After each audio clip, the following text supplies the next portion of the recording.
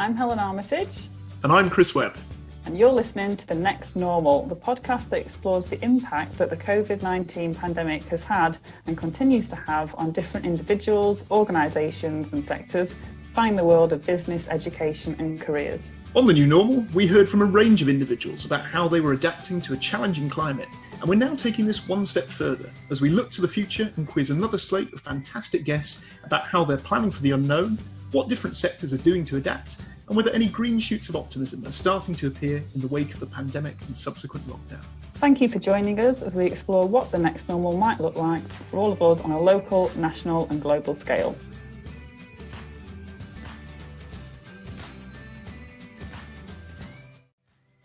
A very good morning and welcome to The Next Normal, the new iteration of The New Normal. Here we are in season 2 and I'm back as always with my co-host Helen Armitage. Helen, how are you doing today? I'm very well, thank you, Chris. Very well. I'd say about an 8 out of 10 today. It's Friday, it's sunny. Yeah, very good. How are you? Yeah, very good. I think at least an 8. In a week, we're going to share our good news story early, where Rishi Sunak, UK Chancellor, mentioned that careers advice works. So what a week for career professionals. We've never heard a cabinet minister say that, certainly since I've been working in the industry. So amazing news. And in a week, really, I suppose, back to Rishi Sunak, where jobs have been the big focus. We're really excited to put together an episode all about recruitment and the recruitment sector and what's been happening in that space. And so we're very pleased to be joined by 2 professionals from this sphere from slightly different areas within that. So first of all, we're joined by Jessica Dodds, who's Head of Marketing at Networx Recruitment and CIM Vice Chair. Good morning, Jess. Good morning. Thank you for the introduction. Lovely to be here. Thank you very much for joining us. We're also joined by Vikki, Callanan, Commercial and Sales Recruitment Director with Cameron James Professional Recruitment. So Vikki, very good to have you with us today. Thank you very much for having me. It's great to be here. Fantastic. So we've got a lot to talk about today, but before we do, as always, it's good to kind of go through our gloombusters, look at some good news stories for the week. We've already shared ours, of course. But Jess, to start with you, any good news stories you'd like to share? A couple. I think Vikki will probably elaborate on this one, but we have seen definitely for us that roles are starting to increase. The volume of roles that we're seeing coming out have dramatically increased in the last couple of weeks. We got into the low thousands where we would typically have about 7,000 active roles, and we're now back up towards 4,000 active roles, which is absolutely fantastic, and lots of opportunities coming through and businesses coming back to a sense of normal and starting to recruit again, really, which is great to see. So really pleased to share that. Fantastic, great to hear. And I think, Vikki, you've got something to kind of elaborate on that as well for your good news story this week.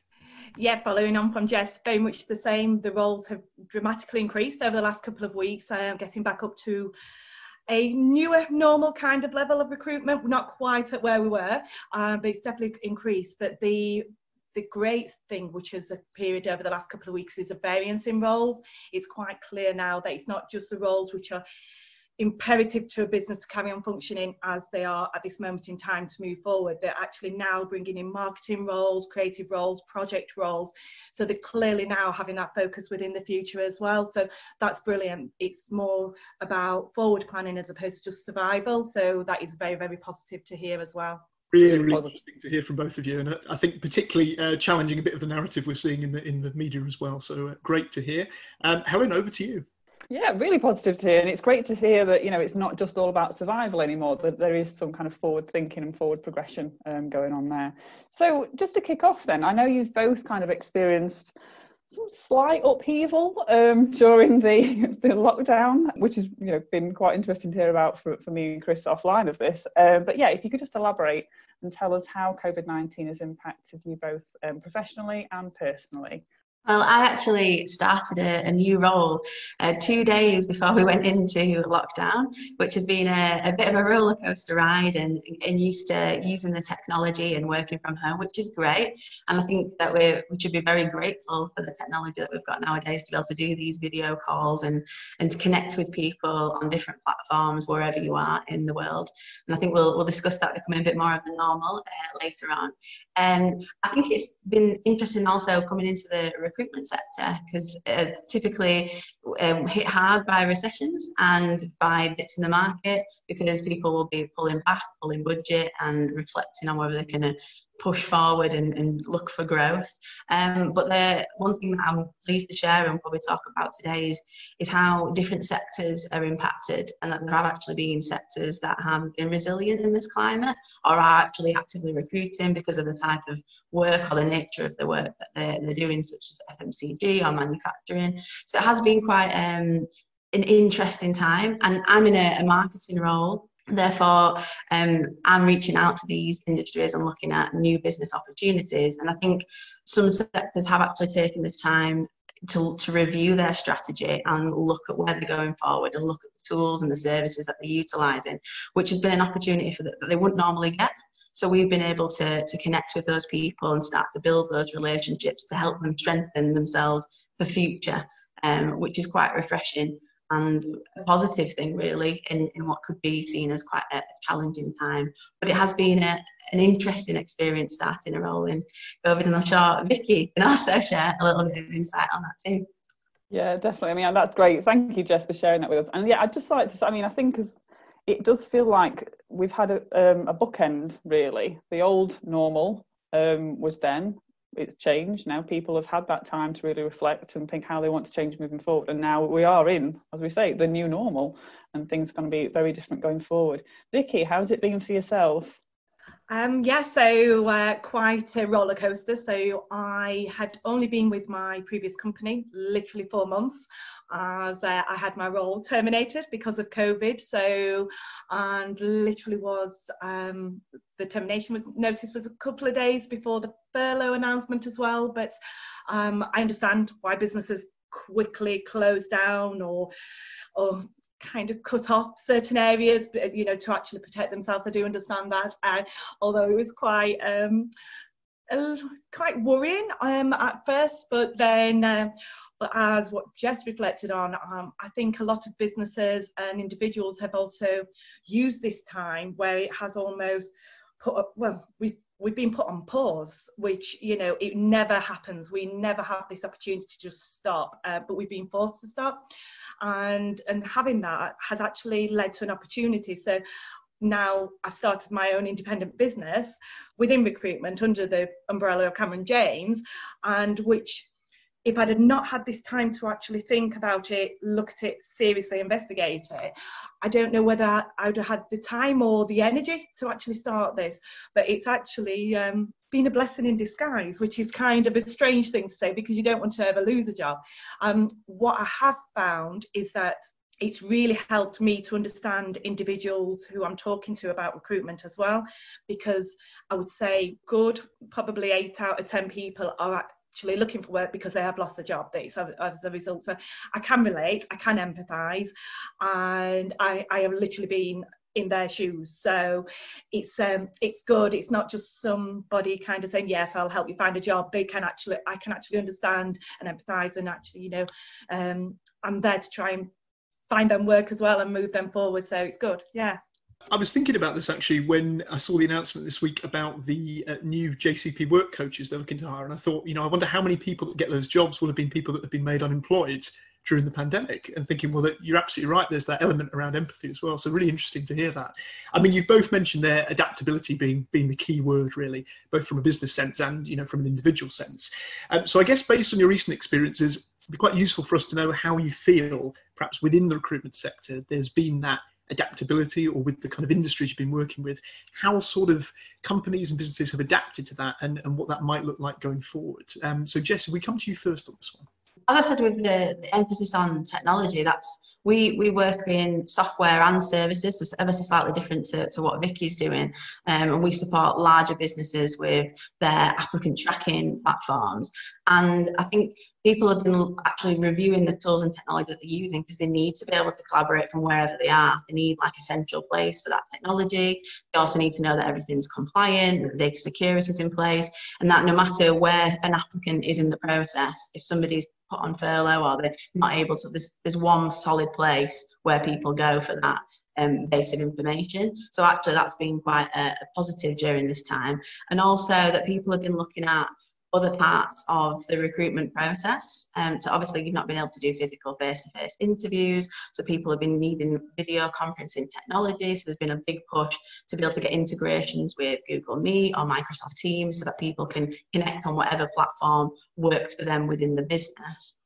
And also part of the onboarding process, which is something that we talk about a lot at Networx, and making sure that the candidate is getting a great experience, because it's an experience that they will reflect on about the brand. It sort of leaves a proper impression of the company. So even if they don't get the role, you don't want them to have a negative experience.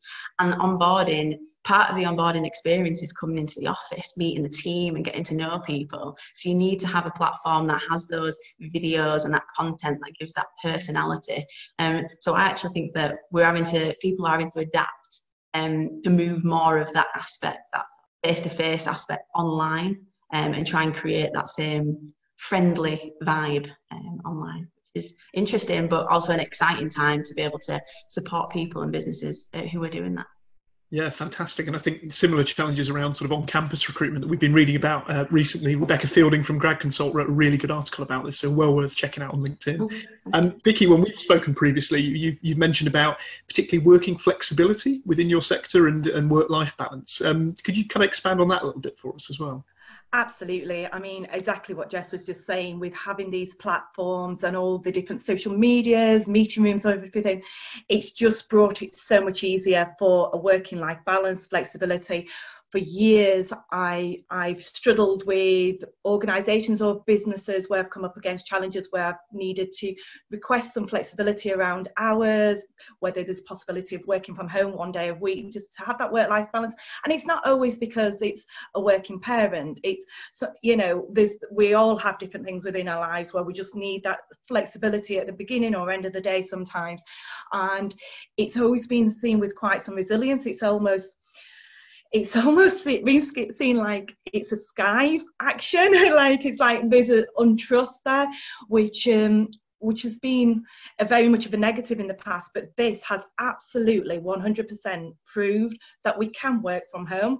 We can work from the beach like Helen has up there as well, and you know we can work remotely and still be functional.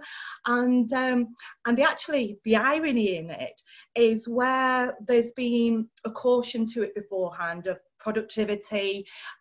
Obviously there's sensitivity as well, because there's a big question around compliance, without a doubt. And I know when I started this business, I'm like, how do I see my candidates? How do I approve this? But the compliance platforms and the data, how it can all be stored, is so secure that you can do this. I can have a registration like this. But where it's always been seen that it has been a case of question of productivity, you're actually seeing more productivity from people working at home. We're working longer hours because the office is somewhere we walk past, or is in our bedrooms or our living room. So we just think, I just finished this. You know, we're not restricted to very, very strict timelines of 9 to 5 or whatever. We can actually have that hour in the evening or that hour in the morning where, you know, we may be more productive at that time because of how life actually works. So it's a huge positive to actually see that we can work like this. So not only is it a positivity for an individual to have that flexibility, create more of a work-life balance, it's a positivity for businesses because they can have somebody who potentially is working more productive, but also more hours at times, but then you've also got the element of the greater side of things as well, and the environment. We're not all on the roads trying to get into the same place for 9 o'clock in the morning. You know, we can actually maybe work a couple of hours before going off, you know, or the fact of we're not needing to travel 2 hours to get to a meeting which lasts 30 minutes and then get back in the car for a further 2 hours to come back from it, which is just, when you look at it now, it's actually crazy that we actually did do that, to be quite honest, from our own health and the environment. And of course, you know, it's crazy in that sense. Yeah, absolutely. I think there was a really good tweet from Matt Haig the other day about saying, you know, all the people kind of saying how stressful perhaps work has been for people working remotely. It wasn't particularly great before when we were doing all of those things that you mentioned. You know, let's not pretend that we had a really stress-free working life or kind of attitude to work. So yeah, really, really good points there. I think that's quite interesting, but I think it's something I'm quite interested to see how companies change their working kind of environments and their working practices. We're in lockdown now because there's no other alternative, so we have to work like this. When we're out of lockdown, we're trying to get back to some kind of normality. It's how companies, I think, adapt and manage their staff, and how they kind of allow staff to have that flexibility. I think that's going to be really interesting to see how different companies adapt to that. Yeah, thank you. So Vikki, just staying with you on this point, and I'll bring you in as well, Jess. You've been involved in the recruitment during another really turbulent economic time, so the financial crash of 2008. Yes. Nice track record here. Do you see any parallels with that period in relation to the recruitment sector, and any lessons you think can be learned from 2008? Yeah, no, that's a really good question, and this is the biggest parallel that you've ever seen in recruitment. It does relate to 2008, probably since post-war, to be quite honest, or absolutely within the last 20 years that I've had an involvement within recruitment. And they were the same knee-jerk reactions. That was a shame, I think, from some areas within businesses, that they did cut jobs quicker than looking at the job retention schemes and looking at the greater picture. So there was still quite an element of panic. Quite clearly, the job retention scheme has come from somewhere, whether it has looked back at those times where there was mass unemployment happened in 2008. The banks were, luckily, I think unluckily, my area of expertise at that time was the financial service authorities and industry. So I literally went from being extremely busy to just nothing, absolutely nothing. Everything just stopped. I mean, that it did impact personally as well. We went through a very quick restructure straight away within the company I worked, the recruitment agency I worked for at the time. Lots of middle managements were cut. We had to reapply for different jobs, and I fortunately got one of the roles, but then you couldn't be pleased about it because there was lots of other people who lost it. So yeah, definitely the same knee-jerk reaction did happen. However, I do think there must have been lessons learned from it, because the way that we are moving out of it, as I say, the different schemes which are being put in place, they're brilliant. There'll be lots of questions around it, and there'll be lots of people concerned about increase of tax and everything, but without these schemes in place, we just genuinely cannot move forward, and we can't bring people back into employment. And I appreciate that we can be looking at higher taxes and everything. I understand that, and that can be a concern, but that's got to be better than the mass unemployment that we're actually going to see if these aren't put in place. Definitely. Yeah, absolutely. Yeah. Jess, have you got any thoughts on this question as well? I haven't only worked in the company for 3 months, but we have reflected on how we handled 2008. And I think for us, we were fortunate in a sort of selfish way that we work with a number of industries that aren't as impacted or are still quite active during this time. And there are still industries that will be resilient and will need to recruit. And we've worked with housing, they've been recruiting throughout this period, manufacturing and healthcare, because obviously this has been a global pandemic around health and healthcare market. They've still been actively recruiting and need more support than ever really right now. So there are still sectors that are active. So that's a promising or a slight positive despite the turbulence in the recruitment market. And just a point on marketing really, I think it's quite interesting if you reflect back on what people have done on the marketing side. In the past, or typically during this time, people will pull marketing budget. They'll be desperate to save on what feels like unnecessary expense. But actually, one of the most important things to do right now is to invest in that kind of thing. I think a lot of businesses or brands that have invested during a recession or during a bit of a market downturn in marketing spend have actually come out the other side much, much stronger with a larger proportion of brand voice in the market. And if you reflect back on anyone from previous years, it's like 2008, you'll see the trends actually are quite stark. It's quite obvious that the people who did invest come out the other side in a very good position. So I think from a marketing point of view, it's important to try not to cut too much, although it's difficult right now. You know, if you can keep something going, you'll come out much stronger the other side. Yeah, brilliant. Thanks for that, Jess. I think it's been really interesting to see actually some of the research that they've done into how perhaps consumers are responding to brands and who they stick with off the back of the pandemic. So that's been really interesting to see. I mean, I think both of you have obviously mentioned that it's, you know, there's some positive news in terms of perhaps new opportunities, new vacancies coming through. But I think as we've sort of spoken about previously, you've also mentioned that the job market is perhaps, you know, heavily favouring employers over job seekers at the moment in terms of demand. Can you provide a little bit more detail about this? And do you have any sort of top tips for job seekers, whether sort of engaging with recruiters or otherwise, in terms of the current climate?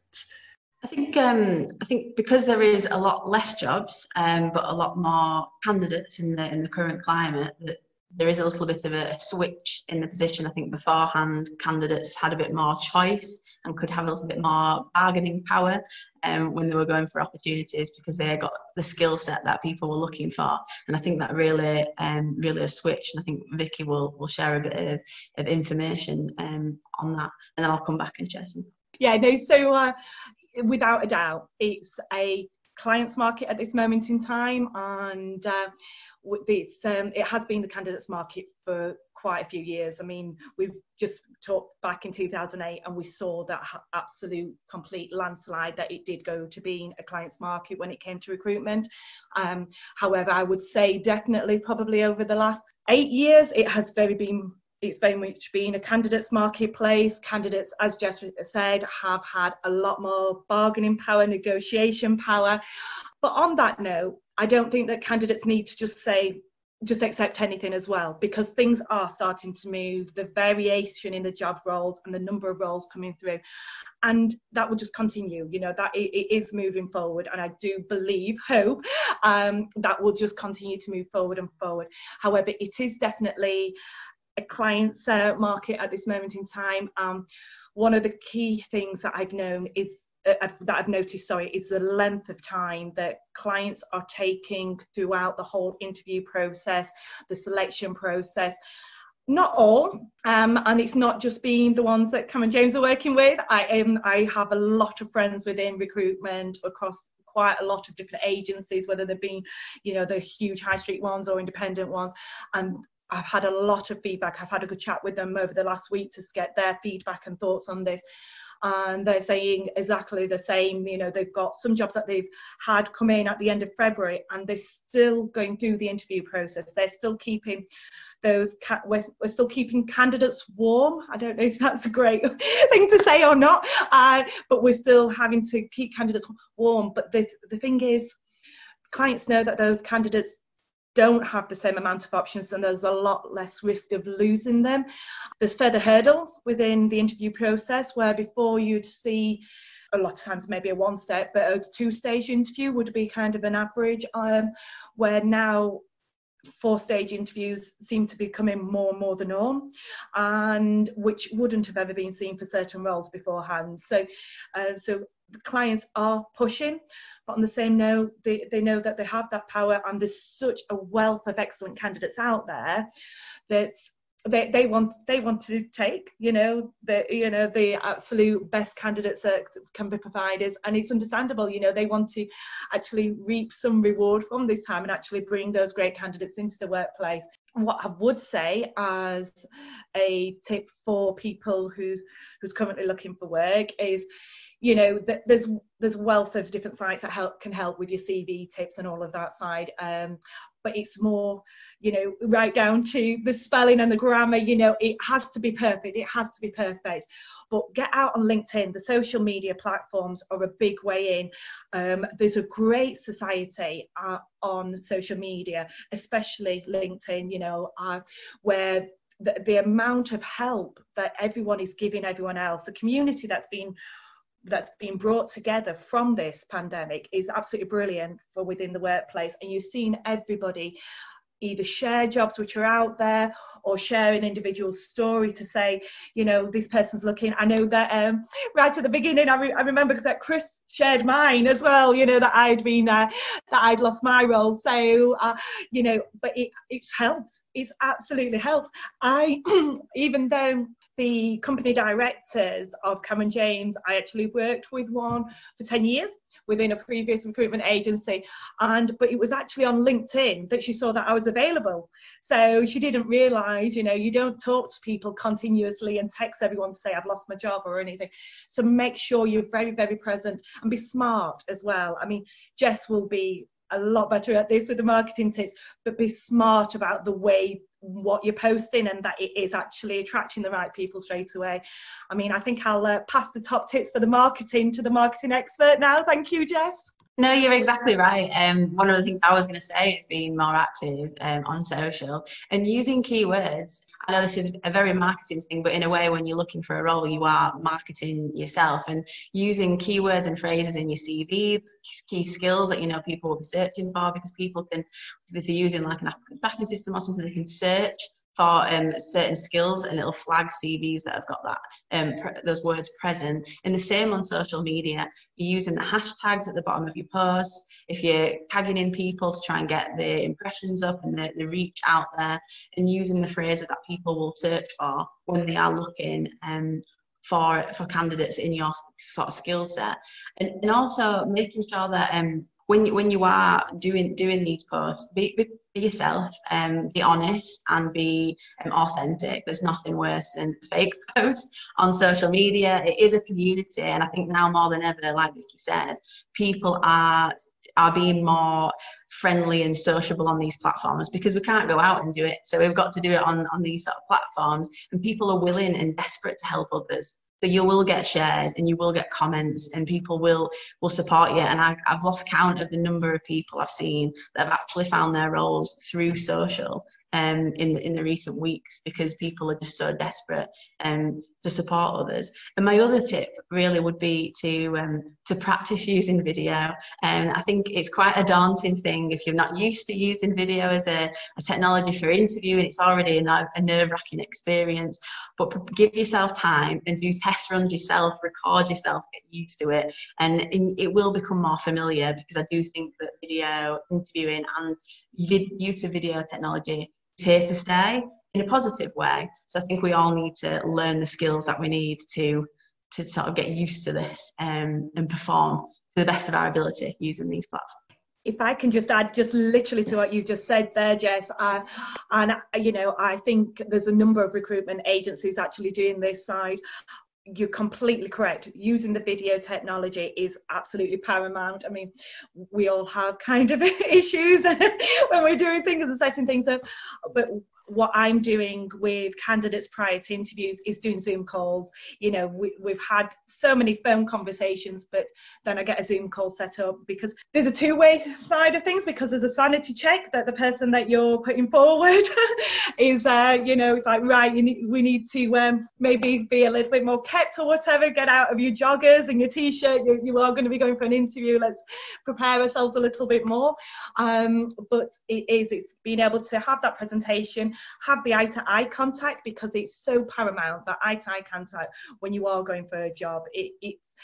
That brings you over. There's nothing more paramount than actually having that great eye-to-eye connection.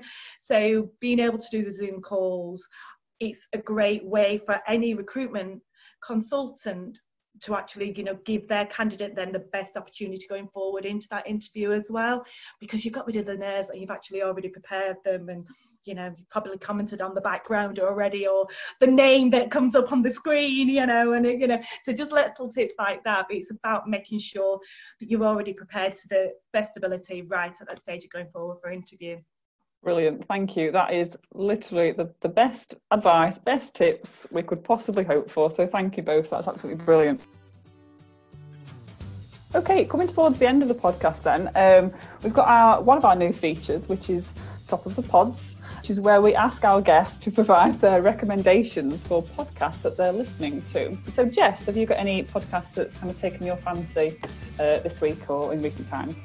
So typically before this time period, I didn't really listen or find time to listen to many podcasts. And I did tend to go to a lot of physical events rather than listening online. But since everything's changed in that arena, and I've had to look for other sources for sharing with peers and hearing trends that are online, I have been listening to the Marketing Meetup.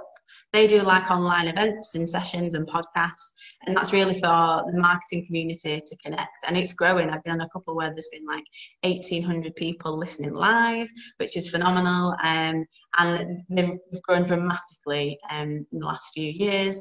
And it's just really inspiring speakers, some really great insights and data trends.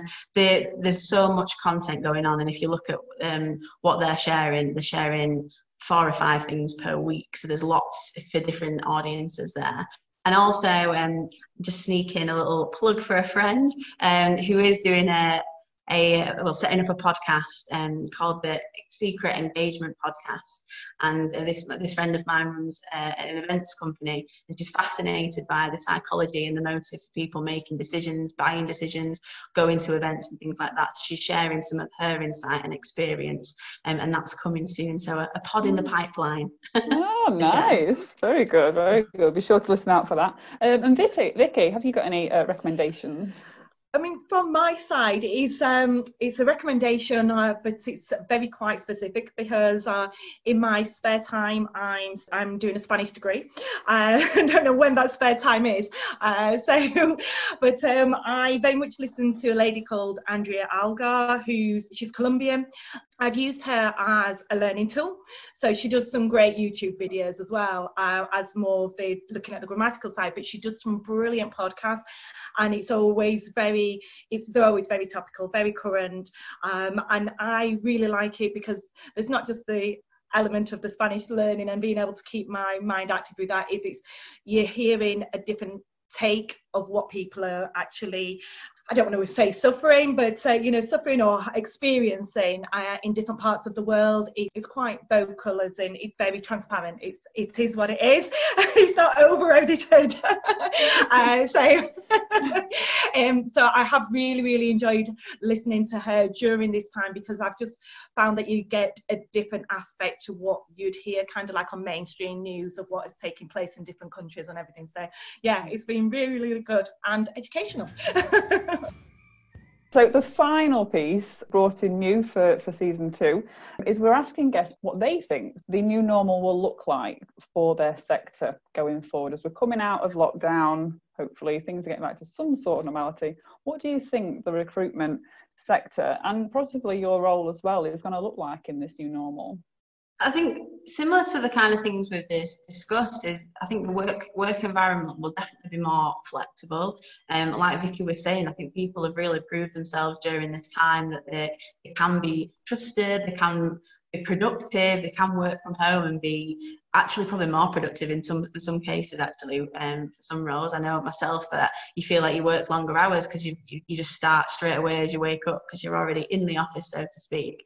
I think there'll be a move to sort of hybrid roles of where there's flexibility to work in the office or not, so that people will potentially be able to widen the talent pool and reach a wider audience that are not necessarily limited by geographical location. So they might be able to reach a different skill set that's outside of the bubble that people are currently operating because of their office location too. And I think it just opened people's eyes to things that could happen in the future. Like, I don't think this is, let's hoping we don't have another pandemic, but I think it's just sort of shone a light on the fact that this is the modern world that we're living in, and this could happen, and how connected and interconnected and how reliant we all are on our normal, that we really need to have contingencies and things in place in case things like this do happen in future. I think the workplace and the work environment will really need to take that into consideration. Yeah. Definitely, that's brilliant. Thank you, Jess. And Vikki, how about yourself? Slightly following on there from Jess, really, with especially within the marketing side, I know of 2 businesses which are very specific, like they are marketing businesses, and they already had this working from home in place in case of anything. I don't know whether they heard something on the pipeline, but they'd already had started just having these trials where they would write, we're all going to work from home on this specific day to see whether they could function, and also just to see what was missing. And now we've all had to do that. All companies have needed to do that. From a recruitment side, and being within the recruitment industry, I do think it will bounce back. It is bouncing gradually, but I do think without a doubt it will bounce back, because companies are all of a sudden going to be back, and they're going to need that support as well behind them. But from the way that people will be recruiting, all of the roles that I'm recruiting for, other people are recruiting for, they are hybrid. They are looking that they are wanting to split the hours anyway going forward. There's no intention of them being full-time within the office. It's a case of a split side on that side. Brilliant. Thanks so much, Vikki and Jess. Some really interesting reflections there. And I think great for us to get some insights actually from people on the front line working with clients in slightly different sort of spheres as well. So really, really interesting to hear that. It's been great to be back. This is one of our first episodes back within the new season, the new normal. So thank you so much to both of you for joining us. For those who've been listening at home, if you've got any questions, as always, please do get in touch with Helen and I via LinkedIn. But all that's left to say really is thank you very much for listening, and thanks to our guests, and have a great day. Thanks, guys. Thank you very much. Thank you. Bye. If you're interested in anything that's been discussed on the podcast, or would like to be involved as a guest or have a topic to share, please get in touch with Helen or I via LinkedIn. Full details can be found in the episode notes on the Simplecast site.